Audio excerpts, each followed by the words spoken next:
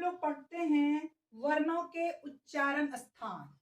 आज तक अपने वर्ण विचार में बहुत कुछ पढ़ा, मैं कई वीडियो भेज चुकी हूं।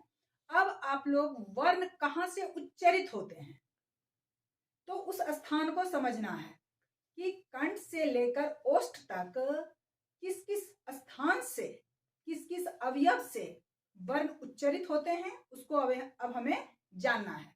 तो आइए बच्चों, कंठ सबसे पहले उच्चारण स्थान, उच्चारित वर्ण नाम। कंठ ओ आ क वर्ग तथा ह। बच्चों मेरे साथ वर्ण को उच्चारण करके देखिए। ओ आ क ख ग घ, ये जितने भी वर्ण हैं ह सब कंठ से उच्चारित हो रहे हैं। इसलिए इस वर्ण उच्चारित स्थान का, उच्चारण स्थान का नाम क्या हो गया? कंठ्य। इसको कंठ से उच्चारित होने वाले वर्ण को कहते हैं कंठ्य। समझ गए? अब देखिए तालु, कंठ के बाद तालु। आप उच्चारण करके देखिएगा, ह्रस्वी दीर्घी चवर्ग य और तालव्य श। ह्रस्वी दीर्घी चवर्ग य और तालव्य श। तो ये सारे वर्ण तालु से उच्चारित होते हैं। तालु समझ रहे हैं? ये जो भाग है मुंह के ऊपर का, उसको कहते हैं तालु। तो इसे हम कहते हैं तालव्य। तालु से उच्चारित वर्ण को क्या कहा जाता है? तालव्य। जैसे उच्चारण में आप लोग पढ़ते हैं तालव्य श, तो तालु से। मूर्धन्य स मूर्धा से, दंत स दंत से। मैं बता रही हूं कि कैसे उच्चारित होते हैं। तो वैसे ही तालव्य, ये वर्ण क्या हो गए? तालव्य। अब मूर्धा, टवर्ग, ट ठ ड ढ मूर्धन्य, कवर्ग चवर्ग टवर्ग तवर्ग पवर्ग। ये तो आप लोग अच्छी तरह से समझते ही हैं कि क्या है। री र मूर्धन्य स और ड़ और ह, ड़ ढ़, ये सभी मूर्धन्य कहलाते हैं। ये सभी मूर्धा से उच्चारित होते हैं, इसलिए इसे हम मूर्धन्य कहते हैं। तो बच्चों यहां तक समझ गए?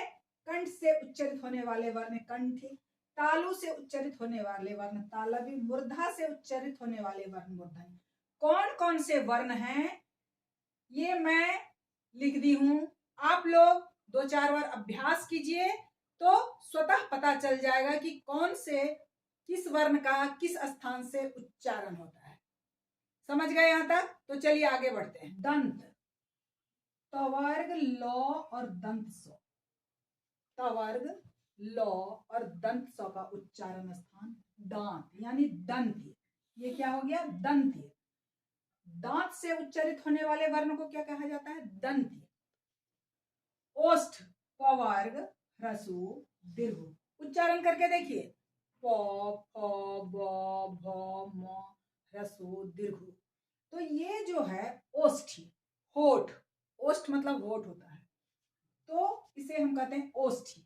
नासिका, सभी स्पर्श वर्ण जो हैं उसके जो पंचम वर्ण है, जैसे अंघ, य, क ख ग घ अंघ पंचम वर्ण है, च छ ज झ य पंचम वर्ण है, ट ठ ड ढ मूर्धन्य पंचम वर्ण है, त थ द ध दंत न पंचम वर्ण है, प फ ब भ म पंचम वर्ण है।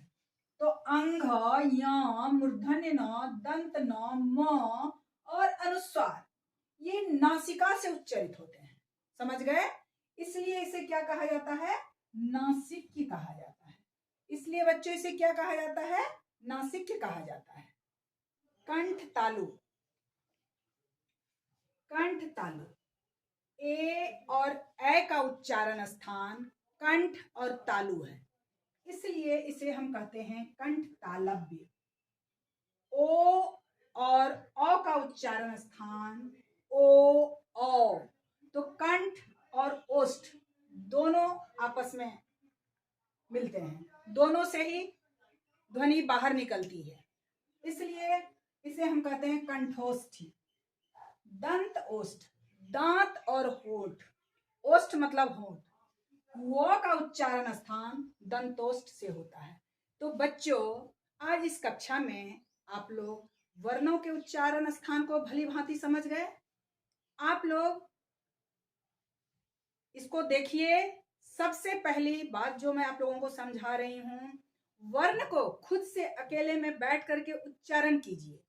और जो मैं यहाँ ये चार्ट दी हूं कि कैसे कैसे किस वर्ण का उच्चारण स्थान कहाँ से होता है, उसके हिसाब से आप देखिए कि वो हो रहा है या नहीं हो रहा है, तब आपको बात समझ में आ जाएगी। तो ठीक है बच्चों, आज की कक्षा में यहीं समाप्त करती हूँ। आप लोग लाइक कीजिए, सब्सक्राइब कीजिए, और कमेंट्स में कुछ चाहिए अलग से किसी टॉपिक पे तो कमेंट्स कीजिए, लिखिए। बाय बच्चों।